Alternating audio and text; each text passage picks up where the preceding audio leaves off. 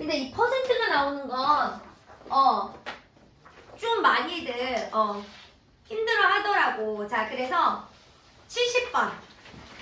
자, 70번.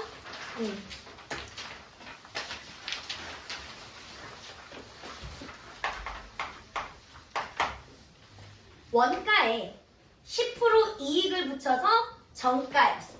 자, 원가 알아 몰라? 몰라. 얘가 X1이야. 정가는 원가에다가 얼마의 이익을 붙였어? 10%. 자, 그럼 우리는 100분에 얼마 곱해야 돼? 110. 그렇지. 이렇게 해서 정가야. 자, 정가를 매겼는데 안 팔려. 그래서 정가 X 곱하기 100분의 110. 자, 얘가 정가야. 안 팔리니까 여기서 500원을 할인했대. 할인한 금액은 빼야지. 그랬더니 자, 이 금액이 이렇게 이만큼 얘들아 계산한 거 네모박스. 얘가 판매가야. 괜찮을까요? 근데 이렇게 팔았더니 얘가 원가보다 얼마의 이익을 얻었대? 5%, 100분의 105의 가격이 되었습니다. 이런 얘기야. 괜찮을까요? 괜찮을까요? 자, 이제 남녀 문제를 한번 가봅시다. 남녀 문제. 작년에 전체 학생 수는 600이야. 자, 작년 남학생, 여학생. 올해 남학생 수를 물어봤으니까 작년 남학생 수를 X명이라고 둘 거야. 그러면 올해 여학생 수는 얘는 남학생과 여학생을 합쳐서 600인 거잖아. 그지? 자, 그러면 여학생 수는 저기요, 이거 빼시고 여학생 수는 600에서 남학생 수를 빼야 작년 여학생 수가 나오지. 여기까지 되셨을까요? 응? 이제 얘가 중2 연립방정식으로 들어가면 여학생이 Y로 들어가는 거야. 자, 그러고 났더니 작년에 비해 올해는 남학생 수가 3% 증가래. X 곱하기 100분의 103. 얘가 올해 남학생 수야. 3% 증가니까. 여학생은 작년 여학생이 이만큼인데 5% 감소했대. 그럼 100분의 얼마 곱해야 돼? 95. 그렇지, 95. 그래서 봐봐. 전체 학생은 얼마가 됐단 얘기야? 6명이 감소했으니까 X 곱하기 100분의 103 올해 남학생에다가 600 마이너스 X 곱하기 100분의 95 올해 여학생을 더하면 전체 학생은 작년보다 6명이 감소했대. 594명이 되었다. 이렇게 해서 X값 계산하라는 얘기야, 얘들아.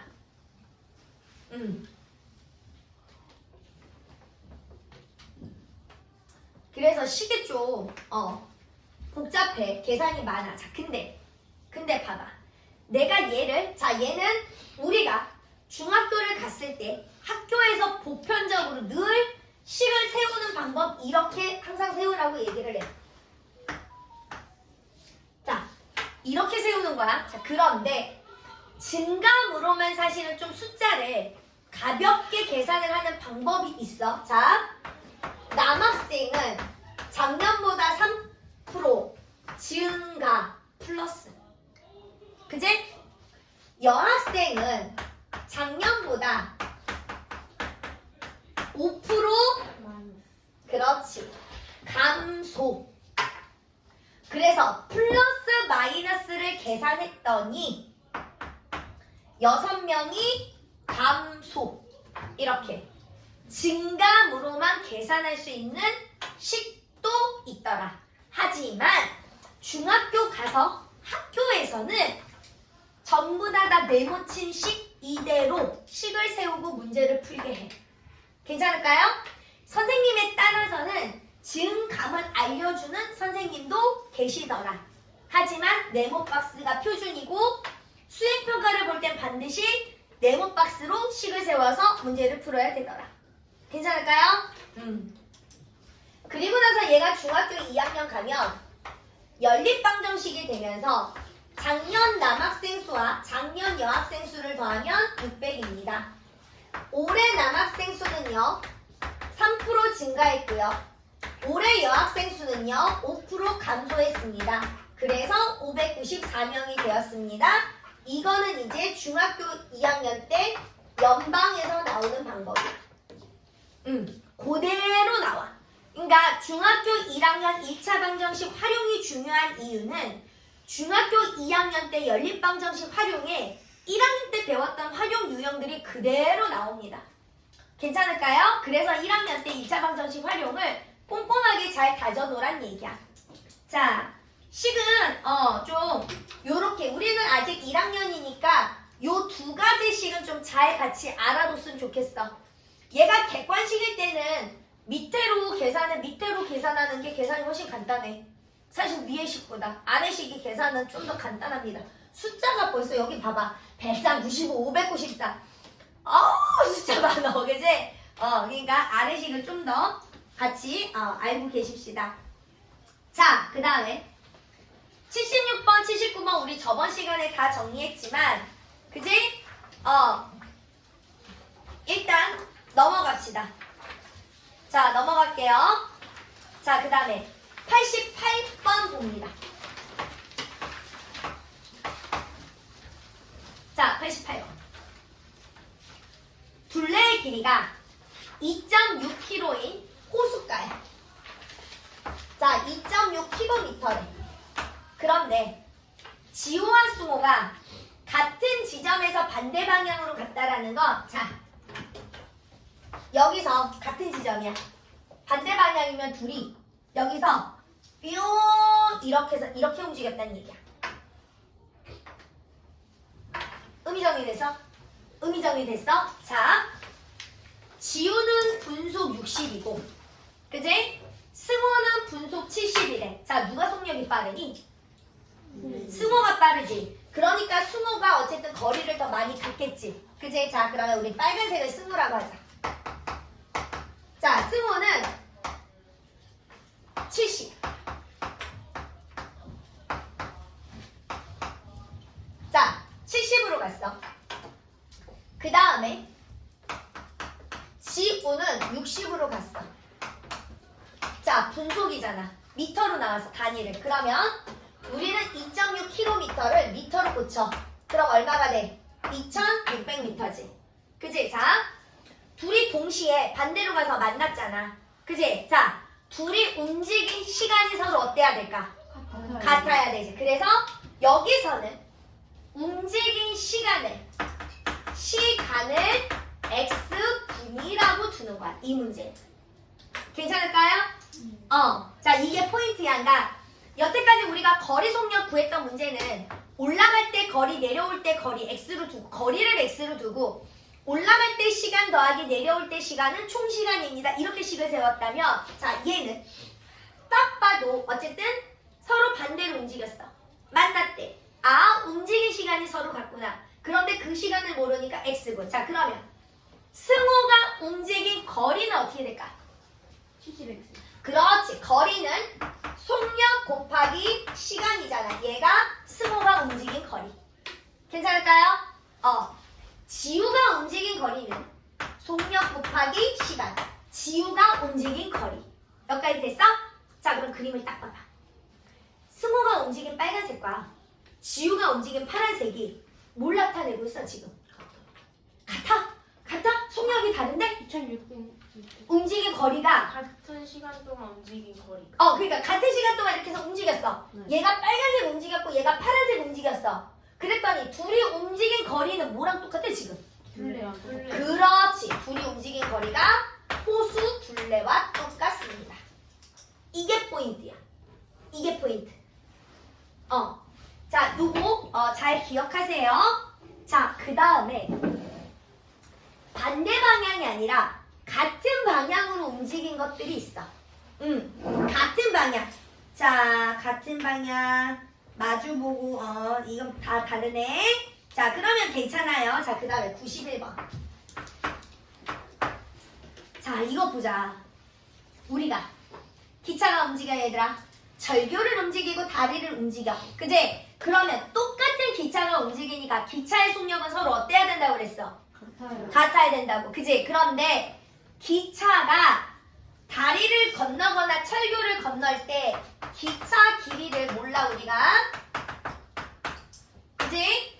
1600을 가면 여기에다 반드시 기차 길이를 더해줘야 얘가 기차가 움직인 거리라고 그랬어. 그지? 그지? 내가 뭐라 그랬게? 아니요.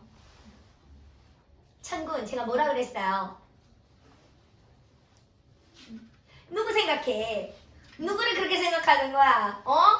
자, 자, 다시. 자, 1600을 가는데 얘가 움직인 거리는 항상 기차 길이를 더해줘야 되더라. 자, 철교가 800m래. 그러면 기차가 움직인 거리는 철교 거리에다가도 반드시 누구를 더해줘라? 기차 길이를 더해줘라. 괜찮습니까? 기차에 같은 기차니까 기차의 속력이 서로 어때야 돼? 같아야 되지.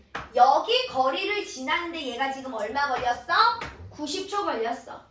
거리를 시간으로 나눠야 속력이지. 시간분의 거리, 기차 속력. 여기를 가는 데는 얼마 걸렸어? 50초 걸렸어. 시간분의 거리, 속력.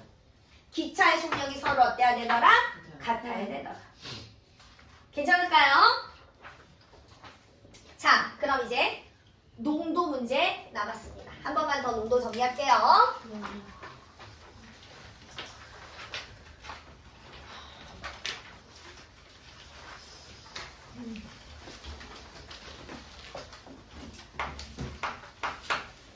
자, 94번 볼게요.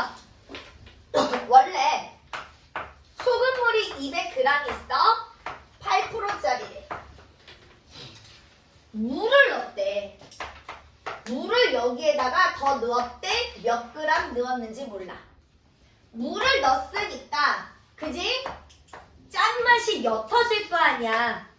괜찮을까요? 그래서 농도가 줄어들었어. 5%로. 괜찮을까요? 농도는 무슨 얘기냐면 맛의 진하기라고 했잖아. 그지? 자, 그럼 봐. 우리가 이 농도 문제를 접했을 때는 자, 식을 어떻게 세우라고 그랬어? 그러면 자, 우리 황군 집에서 농도 열심히 공부했었을 텐데 자, 제가 식을 어떻게 세우라고 그랬어요? 농도를 구하려면 일단 뭐요, 훌륭하네. 잘 기억하고 있네요. 우리 정군. 자, 농도는 항상 양구하는 공식으로 식을 세우라고 그랬어. 생각을 해봐. 내가 원래 여기 소금물이 있었어. 그지? 소금물이 있었어. 그럼 여기에 소금의 양이 존재할 거 아니야. 그지? 소금의 양은 소금 물 곱하기 100분의 농도로 계산을 하더라.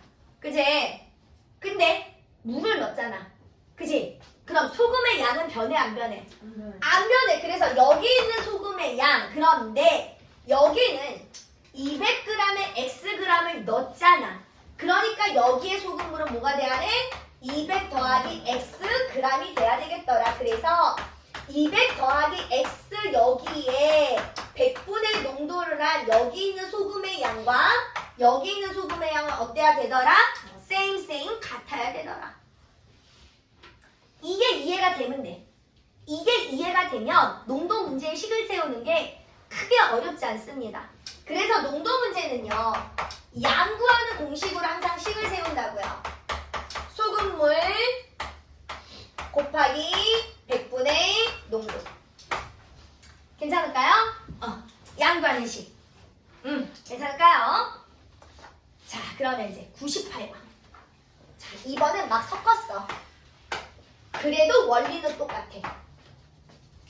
4%의 소금물이 있고 여기에다가 8%짜리를 섞어서 5%짜리 소금물 400g을 만들었대. 그지?